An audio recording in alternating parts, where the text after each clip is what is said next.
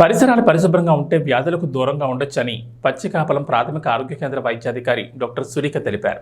మంగళవారం పచ్చికాపలం హైస్కూల్ విద్యార్థులతో ప్రపంచ దోమల దినోత్సవం సందర్భంగా ర్యాలీ నిర్వహించారు. ఈ సందర్భంగా డాక్టర్ సురేఖ మాట్లాడుతూ ఇంటి పరిసర ప్రాంతాల్లో మురికి నీరు నిల్వ ఉండకుండా చూడాలన్నారు.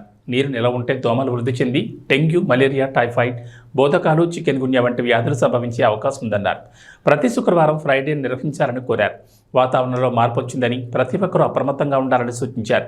రాత్రిపూట దోమల నివారణ కోసం వేపాకు పొగ వేసుకోవాలని తెలిపారు.